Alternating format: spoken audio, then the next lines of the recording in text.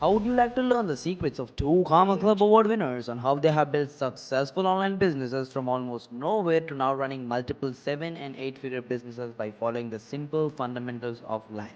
And let's see how they have used the powerful funnel systems, processes, automation, and social media to help their business grow at a different pace. Let's dive into their journey to grasp the strategy, mindset, action plan of how they have done it from almost nowhere to the way up to 7 figures. We are going to uncover and pick their brains of the top performing entrepreneurs on this show. How they have done it and how you can do it too. You are listening to the Nikhil Sai, the host, and welcome to the Nikhil Sai Show. What's going on? What's going on, everyone who's actually listening to this podcast right now? First of all, guys, welcome to the Nikhil Sai Show, which is hosted by me, the Nikhil Sai. And guess what's going on today? We are back with another amazing True Karma Club interview. This is going to be amazing story, guys. And the guy who's joining us today, the journey is going to be crazy. So in case if you're someone who is in B2B industry, who is an agency owner, who is into marketing space, if you're a coach, consultant, if you are a recruiting agency, or someone who actually wants to create an omnipresence online, make sure to stick around. This podcast is going to be a game changer for you, right? The guy who's actually joining us today is a two times two Karma Club award winner. He's been helping B2B businesses scale through the roof by creating online omnipresence. So let's not waste any time and actually welcome Joe Rizzo, co-founder at tashrizzo.com.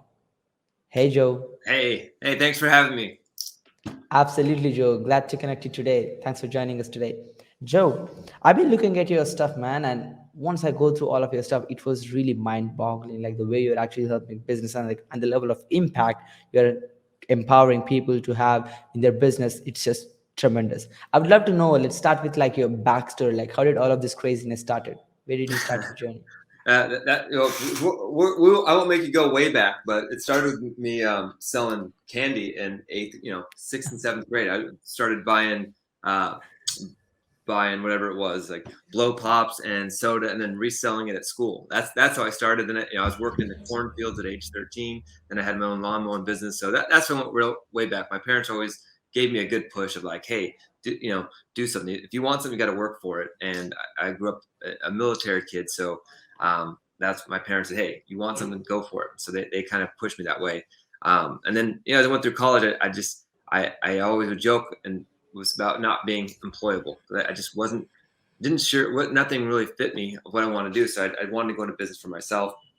Eventually started a mortgage company. We grew that really big to about 125 people.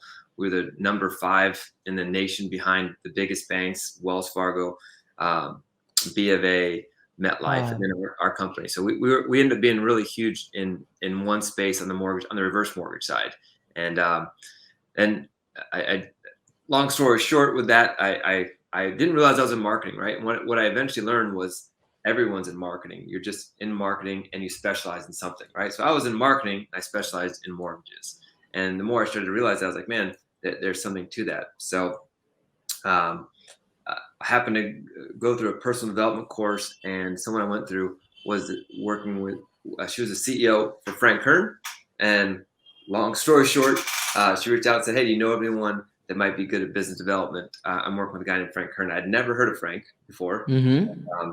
I said, I'm going to be in San Diego this next week, but, maybe come down and visit, which led into me actually leaving my company and working directly with Frank Kern. So that's how if you want to, how I got into the marketing side and realized I was in marketing was my opportunity with Frank. And then that year I did work with him on the business development side, learned directly from him how to build funnels, how to look at funnels, how to look at someone's business and overall strategy. So that's my story of how I got into the actual marketing side. And then from there, I launched a software company with one of my friends who's really into analytics, and we partnered up with the founder of Google Analytics.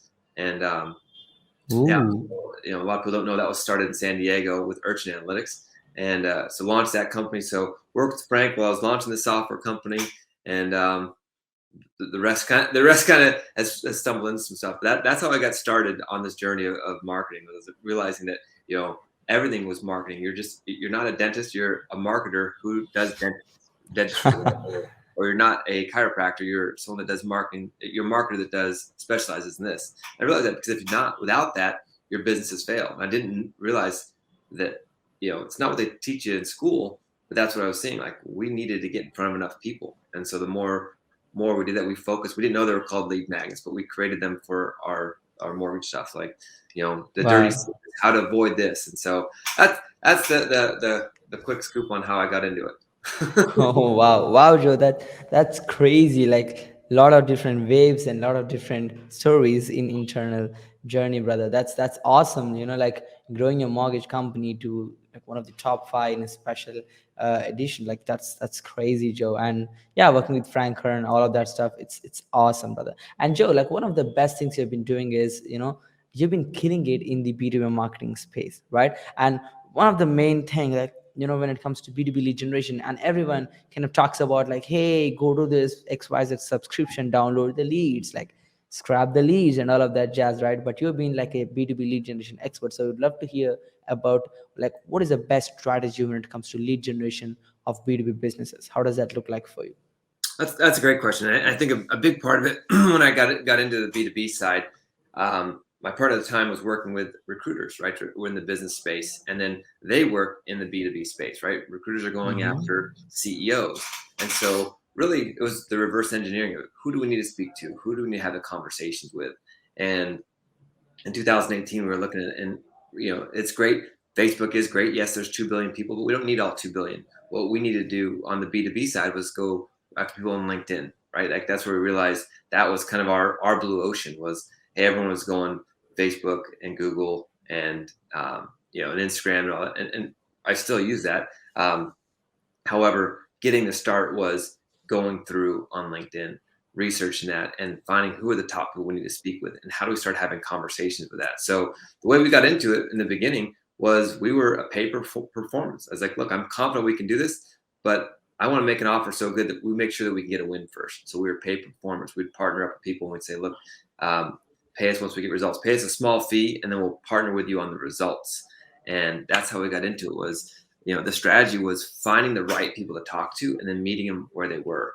And I know a lot of people talk about it, whether you're using tools to find people. Sales Navigator is a great way to find those leaders on LinkedIn, and then reaching out and starting a conversation, right? And figuring out what's the best, because if you're not careful, you fall into the friend zone or you get the ignored zone on LinkedIn, and 10 follow-ups, nothing. If you're too direct, Yeah. you come across as pitchy on LinkedIn. So it's a matter of finding that right method and messaging that's enough direct that you're reaching out to CEO that doesn't want to hear your whole life story of who you've done, but hey, can we talk? Can we have a conversation? This is going to make sense. So I have found that one of the best places to start has been LinkedIn, then taking it off of the LinkedIn platform and using the multi-touch point retargeting from email to Facebook to Google to be everywhere to the point where they can't ignore you.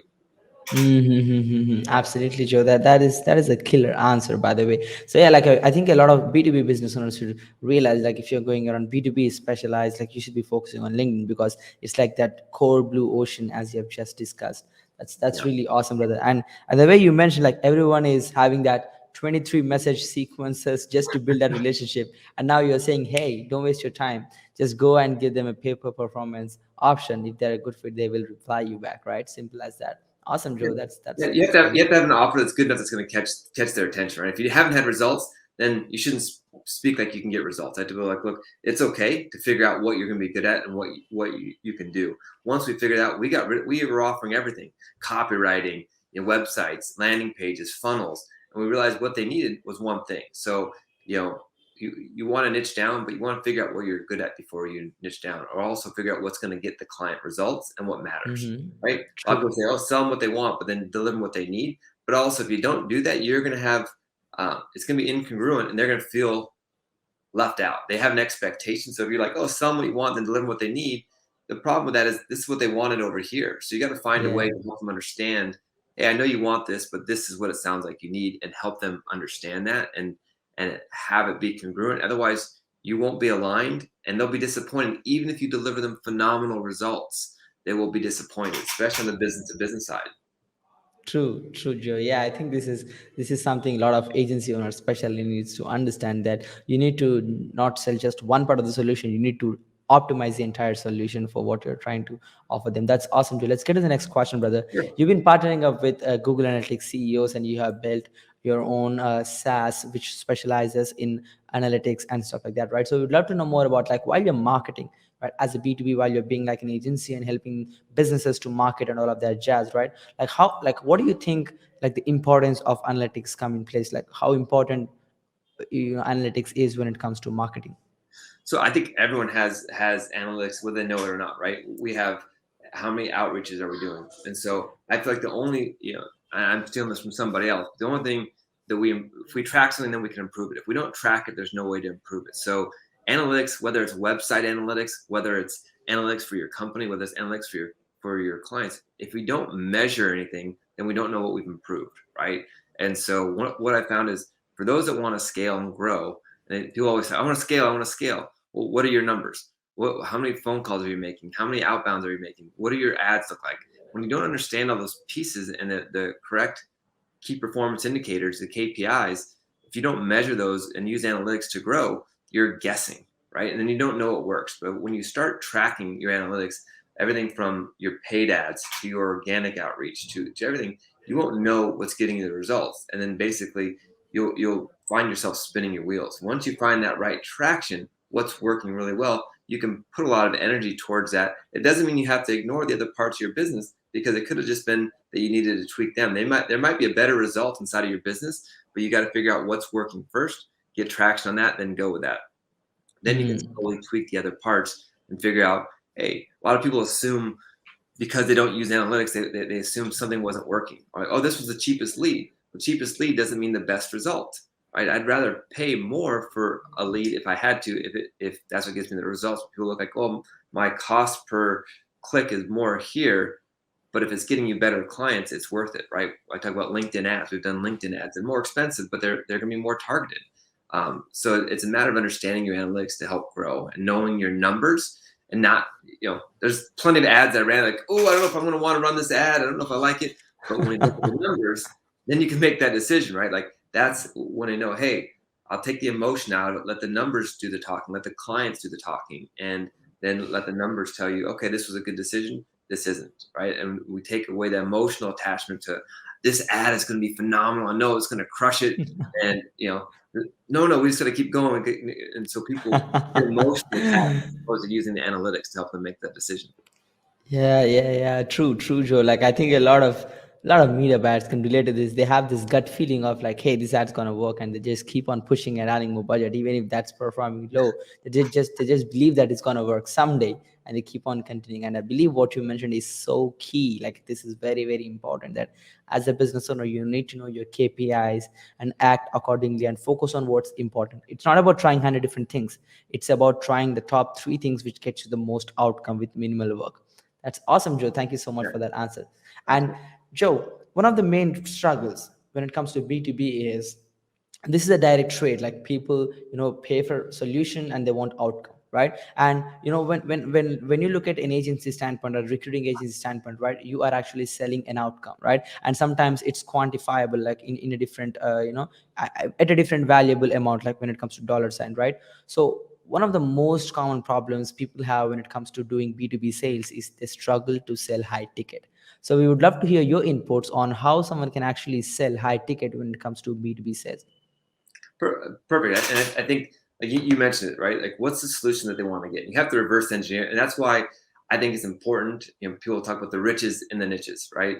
And if, we worked with recruiters, and in the beginning, I didn't know anything about them. So I spent money, time, understanding what are their problems, what are their concerns. Then I also realized that they had a high ticket on their end, right? So I had to help them understand they're a high ticket. They weren't looking at the commissions as high ticket. They're just like, hey, this is what it is, right? So understanding what the ultimate end goal for your client is so big when you're selling high ticket. And a lot of people just say, well, just raise your prices, and that's how you sell high ticket. Just raise your prices. But it's really understanding not just the value in what you know, but also what's that going to provide to them, right? So when we take a look at it, it's like, okay, for our clients, it was having a system in place, but really ultimately what they wanted was to have clients, right? They didn't care about having a system in place. We care as marketers, like, I'm going to put in automation, text messages, landing pages and Zapier, whatever, all different stuff. And we get excited about that. But then what happens is they get attached to that side too. And they're like, oh, I thought I was going to have all this. Really what they wanted was the solution of getting more clients, right? So when you True. understand what it is they want, and if you can deliver that, then you don't have to tell them how. You just help them understand there's going to be a transformation.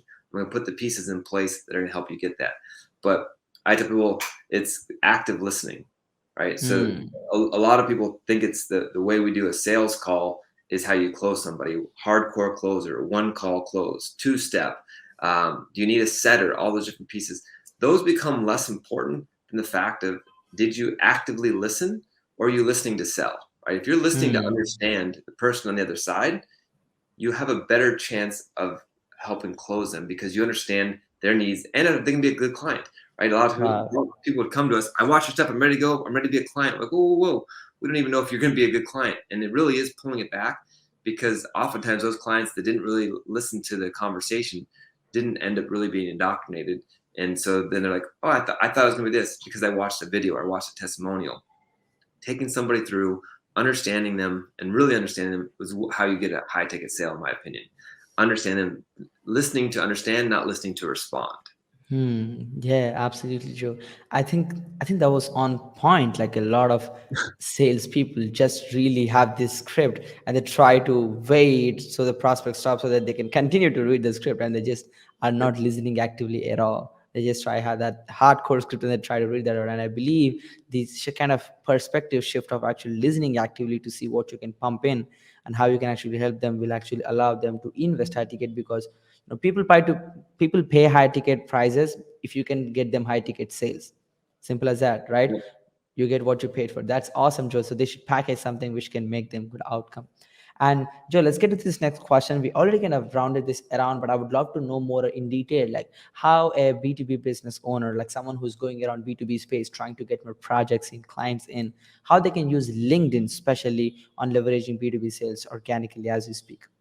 Yeah. So LinkedIn right now still has huge opportunity. I will say it's changing. I mean, from 2018 to now, it's changing. They've gotten more strict. They put some new rules in place with how you can outreach. And so there are some different methods and techniques and tactics that people can use, which are great. But one of the most important thing is being active, right? So if you're on LinkedIn, LinkedIn looks at it right now are you just using some automation tool to auto spam people, or are you connecting? Are you going in and actually engaging on the platform? They're starting to use their own AI to determine how active somebody is. So no, it doesn't mean you need it. It's just like anything. You need to understand the platform. So going in, liking other people's stuff, commenting, being an active user on LinkedIn. So when people start to look at you, they look at you as a thought leader. LinkedIn is different than all the other platforms in that they're on there for business. So when they see you actively participating on the platform, you're not just commenting to comment, but you become a thought leader. And all of a sudden someone can look you up and they can see, wow, this person actually is adding value in other places. It doesn't mean you have to spend hours and hours on there, but you need to be active on there. You need to be looking at your ideal clients' profiles, commenting on their stuff, and spending some time on there. And then also content right now, it is organically still one of the best places. You can get picked up so fast because only less than 5% of people are putting out content consistently. Now, more and more people are starting to use it, but consistently, LinkedIn said less than 5% of users do it consistently week in, week out. So you have an opportunity to be above everybody else from a content standpoint, but people just don't put enough time in to get results. So that's how you can stand out right now is get active on LinkedIn, start publishing on LinkedIn, start reaching out with those decision makers and building those relationships so they start to see you and you start to pop up more and more. Absolutely, Joe. I think that was definitely a killer answer for a lot of B2B business owners who are trying to generate or scale their business using LinkedIn. Joe, thank you so much for giving those golden nuggets away. And Joe, you've been scaling your, mortgage company and other companies to the roof, like you're a 2x2 Comma Club winner right now, and you have had this experience of scaling businesses to over 8 figures. So, like when you're scaling your business from this multi 6 figure level to 8 figure level, like that's a different transformation when it comes to your personality and the character traits. And even when it comes to the business, you need to have these A players coming in, right, in your business who take the leadership position. So we would love to know more about like how was the journey of actually scaling your own business to over 8 figures. Can you give us some inputs on that? Absolutely. So I think one of the things I've learned is I don't know everything, right? That's the biggest lesson is like, when you think you've arrived, you haven't, right? You've never arrived, whether it's a 7-figure, 8-figure business, and having a $2 million launch in a week sounds phenomenal, sexy, but then it's like, what's next, right? There's always something. So I think the journey for me was personal growth, because the person you are and the person that you're going to become. Someone said to me once, like, about the two, like, oh, once I have those, then I'll do this, right? Once I have my 2 Comma Club award, then I'll do this. It's like, no, once you're this, then the 2 Comma Clubs will happen. So investing in yourself, investing who you want to become, right? So you have to think about, like, who do I need to become in order to be an 8-figure person? What type of leader do I, and you may not even know, but at least thinking about that puts you on that journey, right?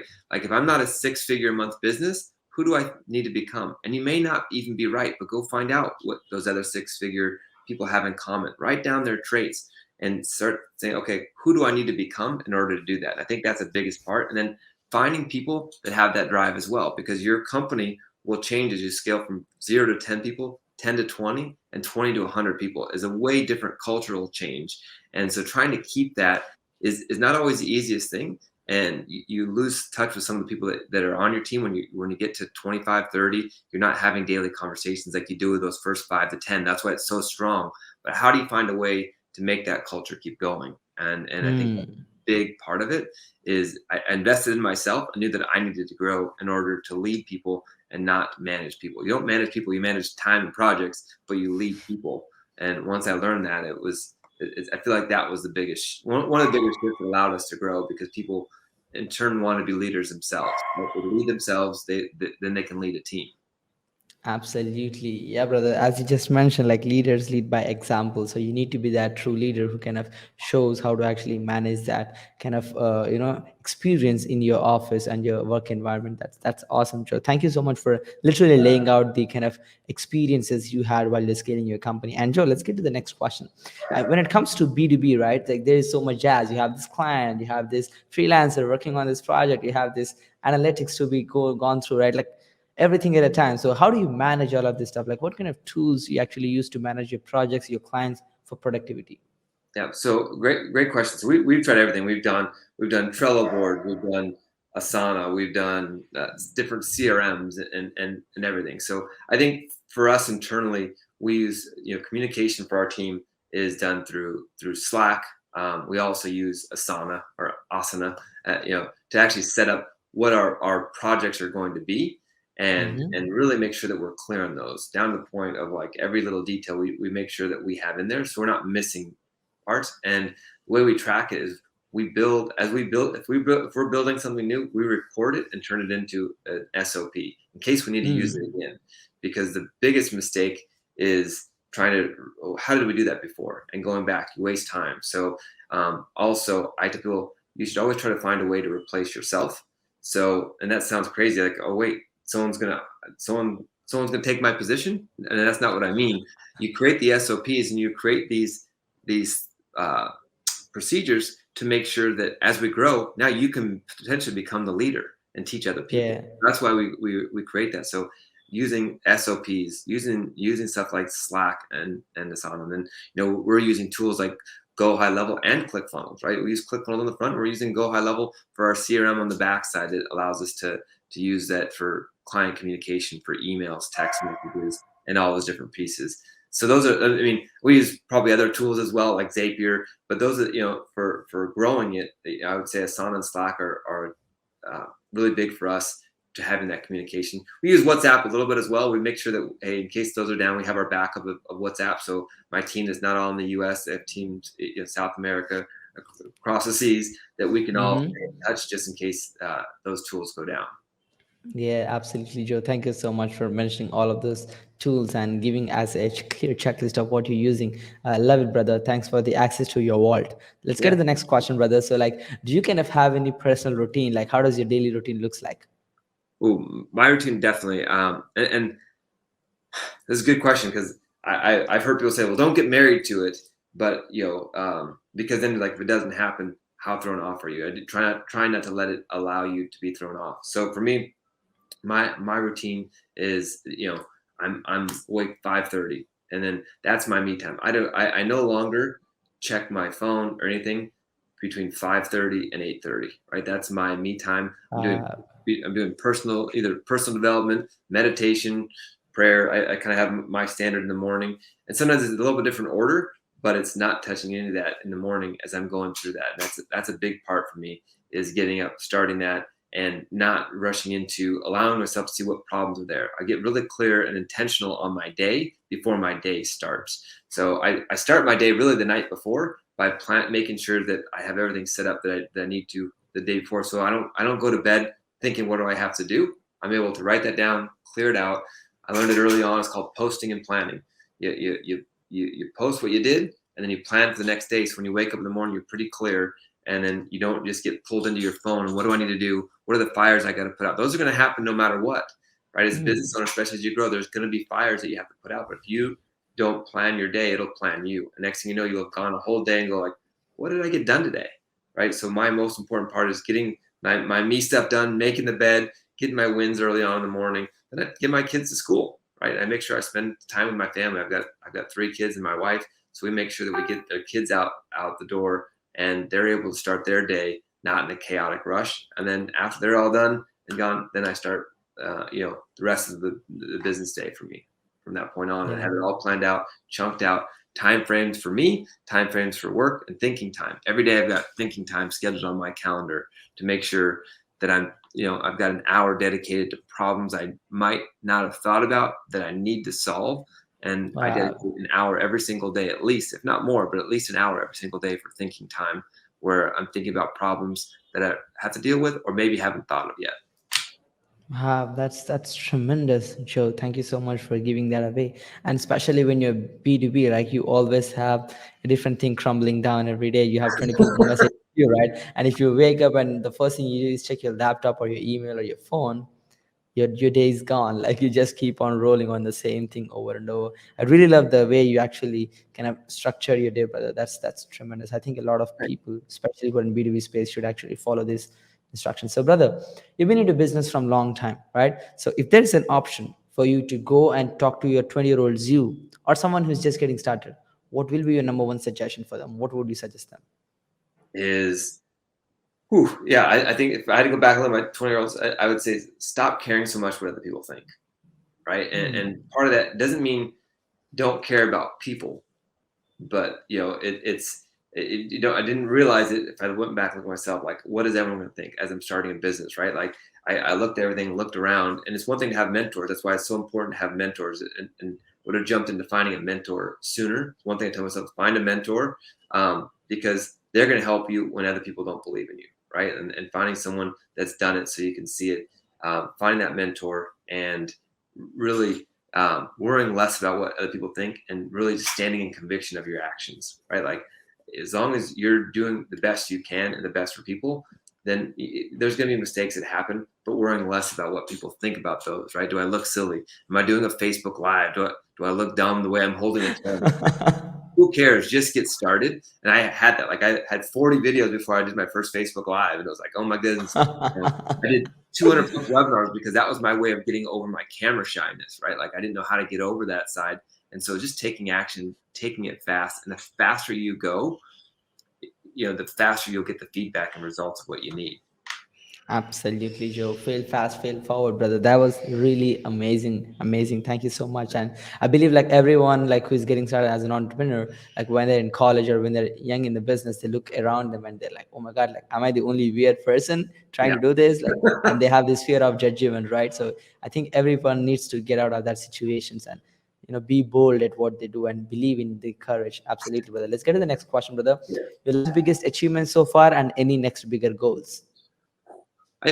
My biggest achievement, I got to be perfectly honest, has been my family. Like I've got my kids, right? I've got 3 great kids. I'm married to an amazing wife, and like, man, I look at it as like they're an accomplishment, right? And it's just to see how they are as humans and how they're growing. It's awesome, and I get they're doing it, but like seeing how they're growing is awesome. So being an example to them has been huge. I've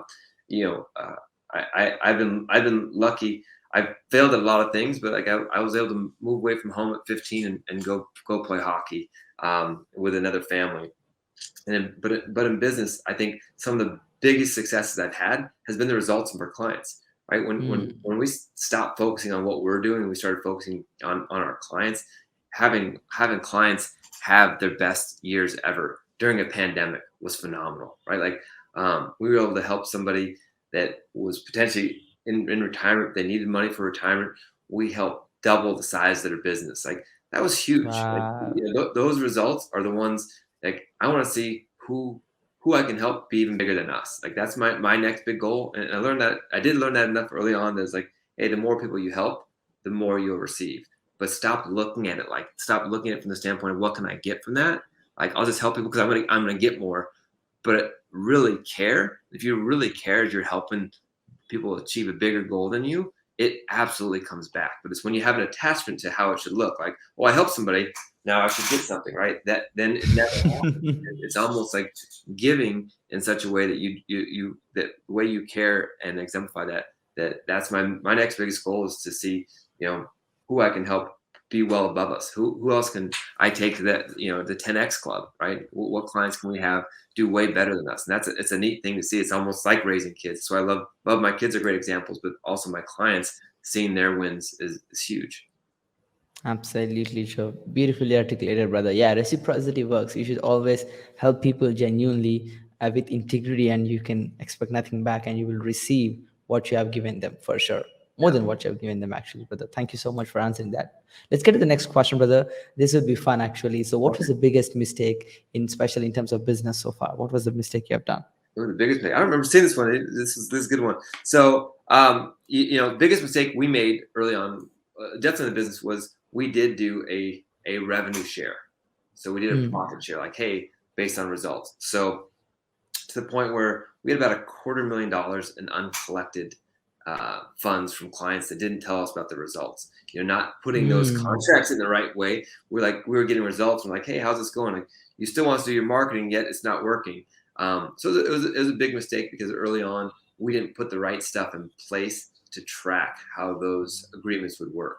Right? We thought we had an ironclad contract. We can look at your books, but there's lots of ways to hide money. And so we were a performance-based company early on, and we started taking on more clients, thinking like, wow, if we can just get a piece of that. We found close to $250,000 worth of contracts that people never told us about that closed. And we Oh just, my God. instead of going after them, we decided to part ways, right? Like we knew like, hey, we're going to take the higher road here and just choose to end the relationship as opposed to going after them. And there's probably people listening going like, I would have gone after it, $250,000. That's a lot of time and energy that goes into that. And I knew at that point we needed to change our structure and change how we're doing business to make sure that it's a win-win, right? It can't be a win-lose in business.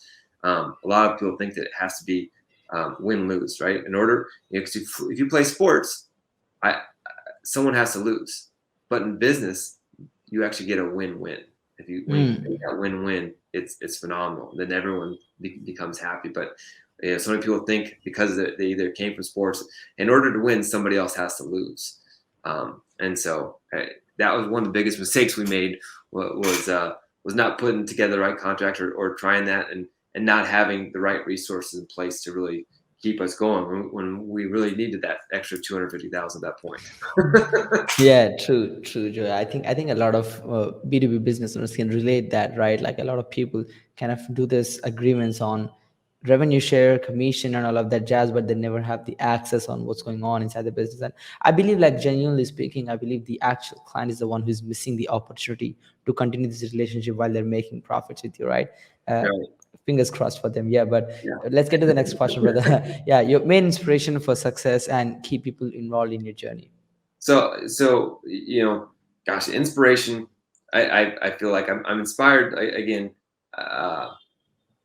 by those around that I keep looking at that are more successful. Like I used to put a lot of emphasis on like, oh, my kids are my reason why, and someone told me like, don't let that be a reason why. Let it be something internally for you. And for me now, it's the example I can be, right? Like because motivation dies off, but inspiration is something that keeps you going. And so it was neat getting to hear at Funnel Hacking Live. Got to hear Tony Robbins talk, and people talk about having something and being the best version of yourself, and seeing other people And I think because I'm married, I'm involved my spouse. I think that's very important. If you don't have buy-in from other people, when you need it, when that support's needed, it falls away. So I have coaches as well. So those coaches help me. The people around me, I try to have my five. I've got a mastermind that I belong to that we help each other, because there's times when things are down that you got to fall into the business. Don't become a whiner. You look for a solution, but that's it. So having that inspiration to keep going, because it doesn't matter. You have bigger problems, bigger money oftentimes means bigger problems. So having those resources around to stay inspired, to keep getting you up. And to me, it's just to continue to be that best example for my kids, so they go after their dreams and go Mhm. after it. But they're part of my reason. But I'm not building this money so they don't do anything. I'm building, my businesses so they see what can be done.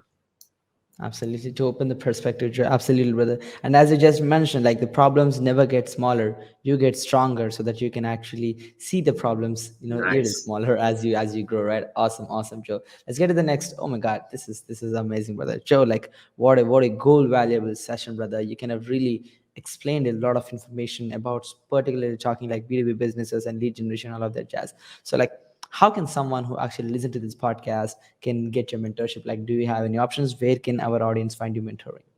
Absolutely. So, they can go to my site, tashrizzo.com, and there's information there. And also from there we have our groups. Just to open up another one, depending on, we have B2B Marketing Mastery, which is one of our Facebook groups. And then also Coaching and Agency Mastery, because I believe that there's if you're a coach and you're an agency, there's different things versus just B2B, right? That you need to have along the way. But if you go to tashrizzo.com, you can go there, and we have a lot of the resources. We have resources on our YouTube channel as well under Tash Rizzo, where there's a lot of free information. I always feel like do your research, right? Make sure that there's enough free information out there. It's finding connecting with somebody that's going to connect with you, right? So whether they look at me as a mentor or find a way to get some of the free information that's out there, I believe there's enough information that we provide that's out there. What we do is we provide the guidance and mentorships to make sure you hit those goals. It's, the information's already there. You can go find it from anyone. From almost everything I said is probably out there. Someone's taught it or teaching it or reteaching what we've done, and that's happened to us before.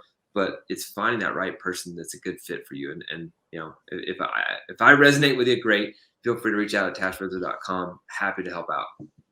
Absolutely, Joe. Thank you so much for that. And guys, if you need any more help, make sure to check out tashrizzo.com, tashrizzo.com, and you can find more help. And Joe, it was absolutely amazing session, brother. Any last word before we conclude the entire podcast for today? No, I gotta say, I really appreciate your time.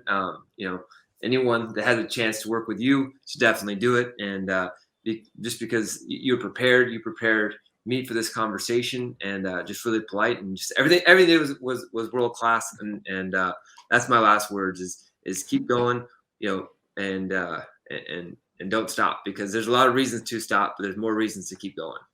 Yeah, absolutely, brother. There is always that light in the end of the tunnel. It's just about constantly keep moving. And Joe, that was so kind, brother. Thank you so much for inspiring us on this podcast today. Again, Joe, thank you so much for this amazing opportunity, brother. It was really great having you on today, and the kind of value you dropped here on this podcast was tremendous. And I hope guys who actually listen to this podcast, like Joe, literally nailed down, in a step-by-step way on how he have went from actually trying to sell candies to actually growing business to over 8 figures, which is just nuts, guys. So make sure to re-listen to this, note down all of the stuff, take notes. Don't let this podcast be another consuming content which you do usually. Make this as an implementable action step. So after this podcast, go and implement. If you need any more help, make sure to reach out to Joe at tashrizzo.com, and stay tuned for the next interview, guys. This is me, the Nikhil Sai, and Joe Rizzo signing off for today.